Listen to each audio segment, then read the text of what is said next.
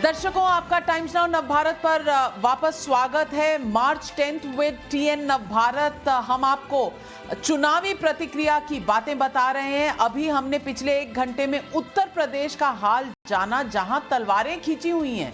जी, सच की तलवारें नहीं, आरोपों और प्रति आरोपों की तलवारें, जिसमें बीजेपी का दावा है कि वो जीत रही है, समाजवादी पार्टी कहती है वो खुद जीतने वाली है, बसपा कहती है कि उन्होंने कई बार लोगों को सरप्राइज किया है, और कांग्रेस कहती है वो तो है ही महान। तो ये है इस वक्त, आज जब चुनावों का ऐलान हुआ है तो सब पार्टियों का हाल। मेरे साथ जुड़ रही है मेरी सहयोगी मीनाक्षी कांदवाल हमारे साथ हैं। उत्तराखंड और गोवा की तस्वीर आपको बताएंगी अगले 1 घंटे में।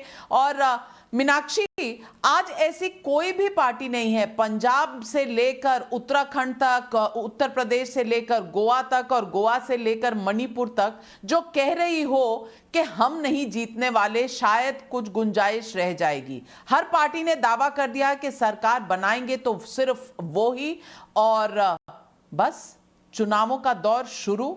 और इस बार 2 महीने में, आज 10 जनवरी है, 10 मार्च को हम दर्शकों के साथ इसी वक्त ये बात कर रहे होंगे कि कौन जीता और क्यों जीता, और किसके दावे सही थे और किसके गलत। और देखिए राविका जी, जैसे ही आपने ये बात कही कि हर पार्टी इस वक्त खुद को नंबर 1 बता रही है, नंबर 2 बनने में किसी की दिलचस्पी नहीं है, तो मुझे हिंदी फिल्मों का वो गाना इस वक्त याद आ रहा है कि आ देखें जरा किसमें कितना है दम। लेकिन ये दम किसमें कितना है, फैसला तो जनता की अदालत में होना है, और इलेक्शन की तारीखें अनाउंस होने के साथ ही जनता की अदालत में ये फैसला अब जा चुका है। लेकिन इलेक्शन कमिशन ने आज प्रेस कॉन्फ्रेंसेस में जो तमाम बातें कही, उसमें मेरे को अमिताभ बच्चन जी का भी एक डायलॉग याद आ रहा है। अमिताभ बच्चन जी कहते थे ना कि हम जहां खड़े होते हैं लाइन वहीं से शुरू होती है। तो मुझे लगता है हर पॉलिटिकल पार्टी यही चाह रही है कि जहां वो खड़े हों वहीं से लाइन शुरू करें। अब देखते हैं कि सदी के महानायक अमिताभ बच्चन तो अभिनय के सिलसिले में है, लेकिन चुनावों में कौन महानायक बनकर उभरता है। लेकिन फिर वही जनता की अदालत में फैसला जाना है, और जा भी चुका है, क्योंकि तारीखें सामने आ चुकी हैं। 10 फरवरी से लेकर 10 मार्च तक बड़ा दिलचस्प ये समय रहने वाला है। लोकतंत्र का सबसे बड़ा उत्सव होता है। और नाविका जी, इसीलिए टाइम्स नाउ नवभारत की और हमारी पूरी टीम की कोशिश ये है कि पूरी शिद्दत के साथ ग्राउंड से हर रिपोर्ट लाके अपने दर्शकों को हम दिखाएंगे, और सबसे तेज एनालिसिस, सबसे तेज सर्वे हर हफ्ते हमारे ट्रैकर के जरिए जनता के बीच जाने वाले हैं। अब हालांकि इस घंटे में हम उत्तराखंड और गोवा की बात करने वाले हैं। और हाल ही में नाविका जी देखिए, हम तो अभी देहरादून भी गए थे, जहां हमने कॉन्क्लेव किया था, और एक चुनावों से पहले के संवाद की एक मिनी तस्वीर उस कॉन्क्लेव में भी दिखाई दी थी, जहां हर पार्टी का बड़ा नेता मौजूद था और अपनी सरकार बनने का दावा कर रहा था।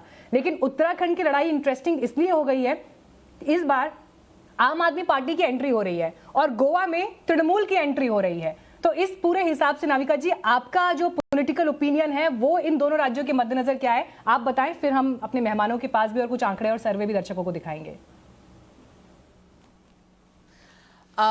उत्तराखंड में इस वक्त जो सर्वे बता रहे हैं, एडवांटेज बीजेपी बता रहे हैं, क्योंकि कांग्रेस का खेमा थोड़ा अंदर से डिवाइडेड है।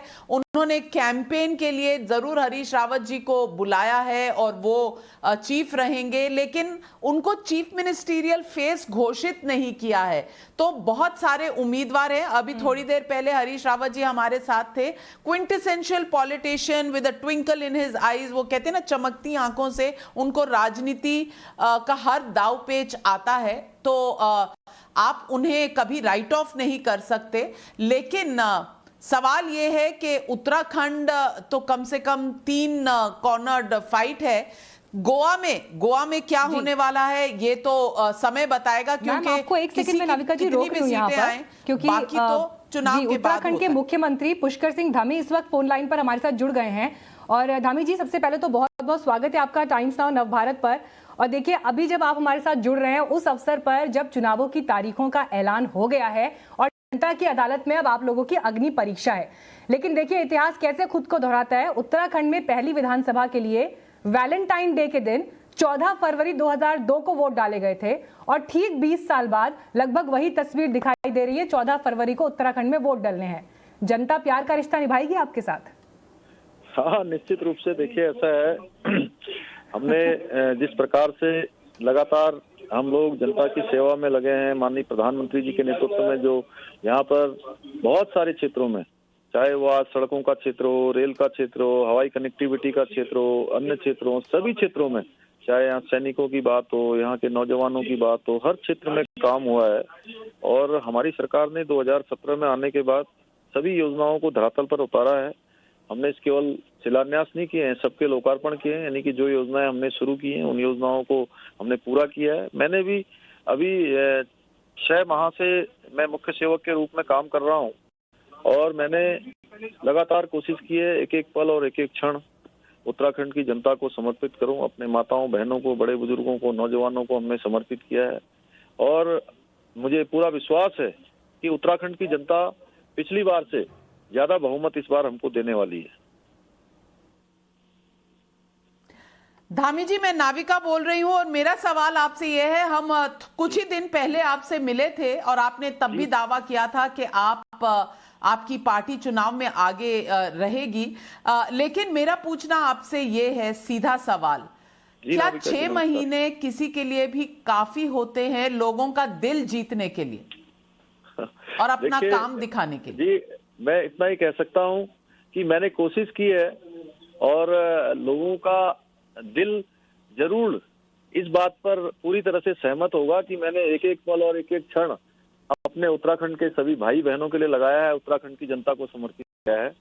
इसलिए मेरे भाव में है, मेरे भाव को लोग जानते हैं, माननीय प्रधानमंत्री नरेंद्र मोदी जी के भाव को जानते हैं। इसलिए उत्तराखंड की जनता पिछली बार से ज्यादा बहुमत हमको देगी। धामी जी, एक जाते हुए सवाल जरूर आपसे पूछना चाहूंगी कि धर्म संसद की बड़ी चर्चा हुई है जो उत्तराखंड में हुआ था, इसमें अरेस्ट नहीं हुआ, कुछ खास कार्रवाई नहीं हुई, बस एफआईआर पर बात की हुई है।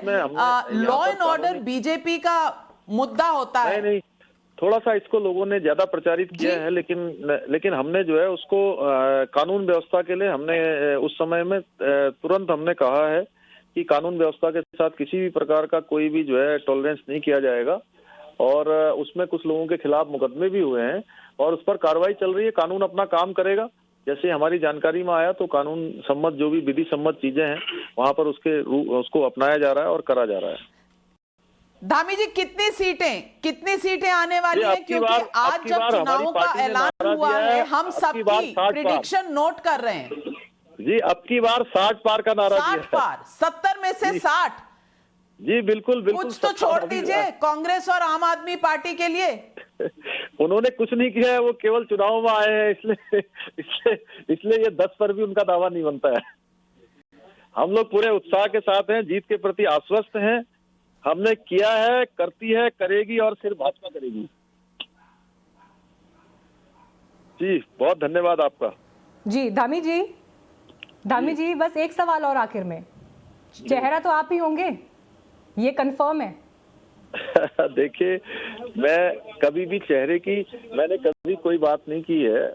मेरी पार्टी ने, मेरे नेतृत्व ने, माननीय प्रधानमंत्री जी ने जो काम दिया है उस काम को बड़ी ईमानदारी से किया है, बड़ी मेहनत से किया है, शिद्दत से किया है।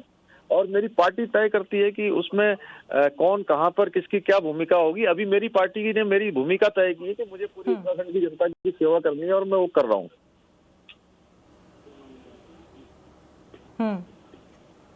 ठीक है, चलिए, बहुत बहुत धन्यवाद धामी जी आपका हमारे साथ जुड़ने के लिए। शुभकामनाएं आपको अब आगे चुनावी परीक्षा के लिए। नाविका जी, बहुत बहुत धन्यवाद आपका भी इस बातचीत में हमारे साथ जुड़ने के लिए। लेकिन अब इस सिलसिले को थोड़ा आगे बढ़ाते हैं और जो सर्वे हमने किया था, एक झलक आपको उत्तराखंड को लेकर उसकी भी दे देते हैं। हमने दरअसल जनता के बीच जाकर ये सवाल पूछा कि उत्तराखंड में किसको कितनी सीटें मिलने वाली हैं। तो उसके नतीजे अब आपके स्क्रीन पर आ रहे हैं। 42 से 48 सीटें उत्तराखंड के खाते में जाती हुई सर्वे ओपिनियन में दिखाई दे रही हैं। हालांकि जो 2017 में नतीजे मिले हैं उत्तराखंड में बीजेपी को, ये उससे कुछ कम है आंकड़ा। कांग्रेस को 12 से 16 सीटें मिलने की उम्मीद है इस ओपिनियन के हिसाब से। आम आदमी पार्टी का खाता खुल रहा है और 4 से 7 के करीब सीटें उन्हें भी मिलती हुई दिखाई दे रही हैं। इसके अलावा उत्तराखंड में कितना वोट आएगा, जब इस प्रतिशत को हमने गिना तो यहां पर भी बीजेपी बाजी मारती हुई दिखाई दे रही है और 42.09% प्रतिशत जो सीटें हैं वो यहां पर दिखाई दे रही हैं और कांग्रेस को 31% के आसपास वोट मिलता हुआ दिखाई दे रहा है। कहते हो कि पत्थर नहीं बजया, गोली नहीं चली, तो की गोली चलदी वो इंतजार कर रहे थे तुसी? आप बीजेपी से हैं? नहीं, मैं टाइम्स नाउ से हूं। ओके, तो मैं ये बता रहा हूँ कि वहाँ कुछ भी ऐसा नहीं हुआ जिससे इतनी बड़ी बात प्राइम मिनिस्टर बोल दे जो उन्होंने बोली है। उसका मतलब ये है, और अगर वो जाना चाहते दोबारा हेलीपैड से जा सकते थे, अगर जाना चाहते अल्टरनेटिव रूट ले सकते थे, या जाना चाहते थोड़ी देर रुक जाते तो जो प्रोटेस्ट करने वाले थे उनको हटाया जा सकता था। तो ये सब कहने की बातें हैं, एक्चुअली स्थिति ये है कि वहाँ लोग नहीं थे। तो उनको जाने देते ना, लोग नहीं थे तो सामने दिख जाता, ज्यादा एक्सपोज हो जाते। अब कोई जाना ना चाहता हो तो कोई क्या करे। वो उन्होंने गवर्नर को पीछे बिठाया हुआ था कि 10 मिनट बाद लौट ही आना है, मैं आ रहा हूँ, आप यहाँ बैठो, यही हुआ है।